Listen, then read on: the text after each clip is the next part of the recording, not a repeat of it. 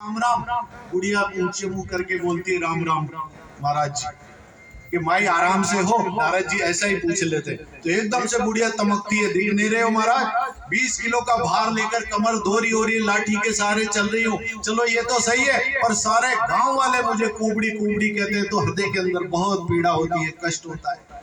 तो नारद जी कहते हैं माँ तू कहे तो तेरा ये कुबड़ हटा दूं। अब जो ही उसने सुना बुढ़िया ने कि तेरा कुबड़ हटा दूं, तो बुढ़िया एकदम थोड़ी सीधी हुई, तुझे कुबड़ हटाना आता है? उन्होंने कहा हाँ मुझे कुबड़ हटाना आता है।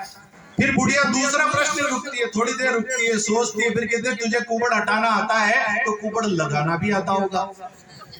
अब नारद जी चौंक जाते हैं, क्यों माई क्यों पूछ रही है? नहीं नहीं बता आता है क्या? उन्होंने कहा आता है, जो चीरा डालना जाता है, हमारे डॉक्टर साहब बेटे ऑपरेशन करेंगे तो जोड़ेंगे भी सही, और किसी चीज को काटना है तो हटाएंगे भी सही, ठीक भी करेंगे। तो नारद जी तो सर्वज्ञाता थे ना, तो उन्होंने कहा हाँ मुझे हटाना भी आता है और लगाना भी आता है। तब बुढ़िया एकदम से कहते हैं फिर ऐसा करो, मेरी पीठ का कुबड़ तो रहने दो और पूरे गांव वालों की पीठ पर एक एक कुबड़ लगा दो, ताकि मैं इनको कुबड़ा बोल सकूं, मेरे अंतकरण से इच्छा पूरी हो। यही गिलेरी की, उसे कुछ नहीं चाहिए था, उसे हनुमान जी को दर्द से चराते हुए देखना था। पर मेरी माताओं बहनों उस समय एक साथ कई काम था। हनुमान जो भक्ति के प्रतीक हैं, आराध्य राम के देवदूत हैं, जिन पर राम जी की अनाथ कृपा है, अपार कृपा है, जिनका आशीर्वाद 24 घंटे मिलता है, ऐसे हनुमान की परीक्षा हो रही थी। सारे वानरों ने अपने काम छोड़ दिए, उस दृश्य को देख रहे हनुमान अब क्या प्रतिक्रिया करेंगे। और गिलेरी के कहे अनुसार हनुमान जी नीचे बैठ गए, दोनों हाथ जोड़ लिए, पूंछ को फैला दिया। त्रिलोकी का नाथ जिस पर तीनों लोगों का भार हो, अपना भार लेकर हनुमान जी की पूंछ पर चढ़ जाता है। अब दृश्य देखिए, आज के हनुमान होता तो राम जी के धक्का देता है कि ओ हनुमान जी, राम जी दूर हटो तुम। इसके कहने से मेरे शरीर पर लात मार दी, मेरा अपमान कर दिया, मेरी कोई इज्जत नहीं है क्या? इतने सालों से आपकी सेवा कर रहा हूँ, सीता की खोज करी, इतना सब करा, और आपने केवल एक छोटे से जीव के कहने से मेरा अपमान कर दिया, मेरी इंसल्ट कर दी, मेरी बेइज्जती कर दी, सबके सामने मेरे शरीर पर लात मार दी, मुझे बर्दाश्त नहीं है। और हनुमान भग जाता।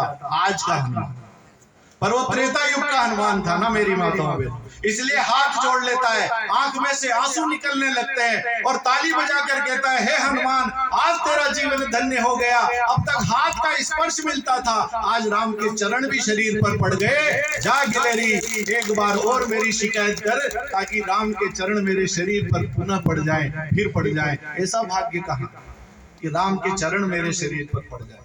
यह हनुमान की सोच थी मेरी माताओं। मेरे बंधु बांधव सब ध्यान से सुने कि हम सब, हमारे अंदर जो विराजमान है, उसे राख करने का काम गुरु जी करते हैं। आपको लक्ष्य दिया, आपको आंख दी, आपको पांख दी, श्रम करने का अवसर दिया, फिर आपके अंदर जो विकार आ गया उसे राख करने का काम भी गुरुदेव करते हैं। और अंत में जब 4 चीजें आप प्राप्त कर लेते हो, तो फिर भगवताकार आचार्य कमलेश जी शास्त्री बनते हो। फिर आप कमलेश जी शास्त्री बनते हो। जीवन के 32 वर्ष आपने गुरु जी की सेवा में लगाए। आप आगरा मथुरा से आकर जब आपने वृंदावन बिरला ग्राम में नौकरी शुरू की, एक सामान्य छोटे से श्रमिक के रूप में अपना जीवन शुरू किया। गुरु जी की शरण में आए, दीक्षा ली। गुरु जी ने कहा पंडित हो, साथ साथ कुछ काम भी किया करो। तो जितना समय मिलता अपने यज्ञ हवन आदि कराते रहते थे। धीरे धीरे आपकी विद्वता के अंदर